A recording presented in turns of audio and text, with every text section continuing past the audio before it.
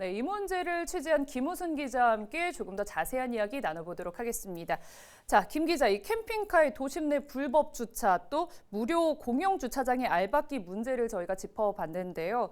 제가 알기로는 이 캠핑카도 차고지를 가지고 있어야 하는 걸로 알고 있는데 이처럼 문제가 끊이지 않고 있는 이유 어디에서 찾아볼 수 있을까요?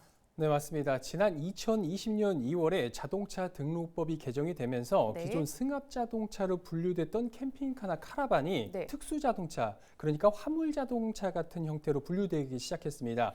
그러면서 모든 캠핑카는 반드시 차고지가 증명이 돼야 자동차 등록이 가능해졌는데요. 네. 그런데 문제는 세종시 같은 경우 대부분이 아파트 형태 아니겠습니까? 네네. 그래서 본인이 살고 있는 아파트 주차장으로 차고지 등록은 해놨는데 네. 장기 주차해 놓으면 다른 입주민들의 민원이 나오다 보니까 눈치가 보일 수밖에 없는 겁니다. 여기에 대부분의 아파트가 지하 주차장 형태인데 카라반 같은 캠핑카는 아예 진입조차 할 수 없는 그런 구조로 돼 있다 보니까 네. 차고지에 주차하는 것이 현실적으로 쉽지 않은 거죠. 네. 그러다 보니 아파트 주차장에 차고지 증명은 해놨지만 정작 이용은 어려운 거고요. 이런 문제들 때문에 법 시행 초기부터 유명무실한 제도다 이런 지적이 많았던 겁니다. 네. 그런데다 2020년 2월 전에 나온 캠핑카는 차고지 등록 대상도 아니었기 때문에 관리가 쉽지 않은 현실입니다.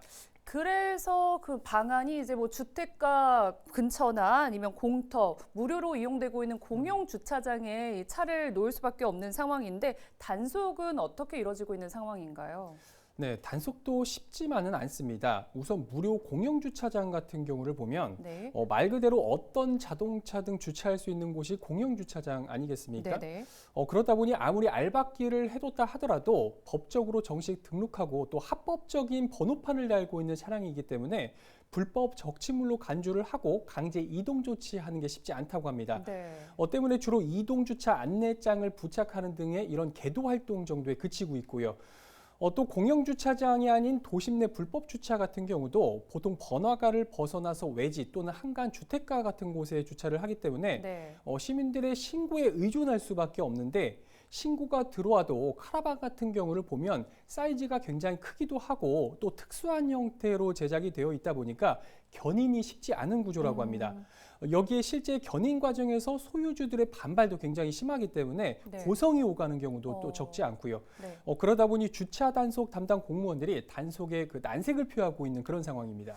그렇다 보니까 저희가 이런 캠핑카 불법 주차 문제를 해소하기 위해서 요즘 지자체에서 전용 주차장을 설치하고 나선 거 아니겠습니까? 아직은 저희가 출발 단계라고 보면 될까요? 네, 그렇습니다. 앞서 보신 것처럼 세종과 아산에는 이미 조성돼서 운영되고 있고 네. 천안에도 대규모 전용 주차장을 현재 만들어가고 있는 그런 상황인데요. 네. 다만 규모는 아직 미미한 상황입니다. 세종시 사례를 한번 살펴보면요. 지난 1월 기준으로 차고지 증명제 시행 이후에 약 4년 동안 네. 그 트레일러 형태를 모두 포함해서 710대 정도가 등록돼 있다고 하는데요. 네. 여기에 등록 제외 대상까지 모두 합하면 세종에만 1000대 이상의 그런 캠핑카가 있을 것으로 굉장히 추정이 많네요. 됩니다. 그렇죠. 세종시 같은 전용 주차장 주차 면수가 150대 정도 되는 점을 감안을 했을 때 네. 전체 캠핑카의 10에서 15% 정도밖에 되지 않는 그런 수준에 불과한 건데요. 네. 일부는 차고지에 잘 주차되어 있는 경우도 있겠습니다만 네. 대부분의 좀 많은 캠핑카들은 여전히 도심 내 곳곳을 떠들고 있다 이렇게 보시면 될 것 같습니다. 그런데 이 세종시 사례를 보니까 꼭 이 주차 타워 형태의 멋들어진 형태가 아니라 그냥 조금 더 많이 조성하면 되는 거 아닐까요? 네, 저도 단순하게 생각했을 때는 좀 그러면 되지 않을까 네. 이렇게 생각을 하기도 했는데 네. 시청 담당자들의 말을 들어보면 꼭 네. 그런 것 같지만은 않습니다. 우선 부지 확보 문제부터가 좀 힘듭니다. 네. 되도록 도심과 가까운 곳에 조성을 해야 하는데 도심과 가까울수록 땅값이 비싸서 확보가 쉽지 않을 뿐만 아니라 용도 변경 이런 문제들까지 좀 풀어야 할 과제가 적지 않다고 하고요. 무엇보다 일반 주차장도 부족한 상황에서 일부 캠핑 쪽들을 위한 캠핑카 주차장이 웬 말이냐 또 이런 부정적인 시선도 있어서 캠핑카 주차장에 예산을 집중 투자하는 게 쉽지만은 않은 그런 구조라고 합니다. 이야기를 들어보니까 이 캠핑카 전용 주차장을 무한정으로 짓는다라는 건 사실상 쉽지 않아 보이는데요. 그렇다면 또 다른 뭔가 해결 방안은 없을까요? 네, 분명 쉽지만은 않은 그런 문제입니다. 취재 과정에서 나온 몇 가지 좀 대안을 아이디어 차원에서 제가 제시를 해 본다면요. 네.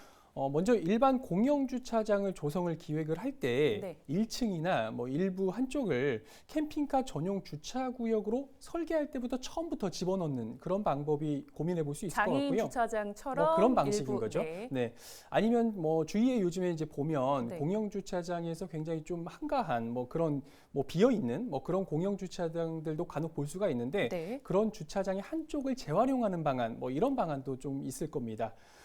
또 하나는 도심에 주로 노는 땅으로 인식되는 곳들이 있거든요. 예를 들자면 빗물을 저장하는 저류지, 혹은 지하 하수 처리장의 지상부를 활용하는 방안. 뭐 이런 정도는 검토해 볼 수 있지 않을까 싶은데 네. 다만 이것도 그냥 제 아이디어 정도 수준에서 그 차원일 뿐이고요. 네. 이번 건을 취재하면서 사실 느낀 건데 캠핑이 국민 여가 문화로 굉장히 좀 자리를 잡고 있지만 네. 아직까지 캠핑카에 대한 이런 관리 방안에 대해서는 사회적인 고민이 굉장히 부족하구나 이런 걸 느꼈거든요. 네. 물론 캠핑카가 개인 재산이기 때문에 개인의 관리가 무엇보다 중요하겠지만 정부나 지자체에서도 관련 연구 용역을 추진하는 등의 이런 해결 방안 이제는 적극 고민할 때가 됐지 않았나 이런 생각을 갖게 됐습니다. 네. 자, 김우순 기자의 이야기를 들어보니까 앞으로 좀 다양한 해결 방안들이 나와야 될 것 같습니다. 오늘 이야기 여기까지 듣겠습니다. 고맙습니다.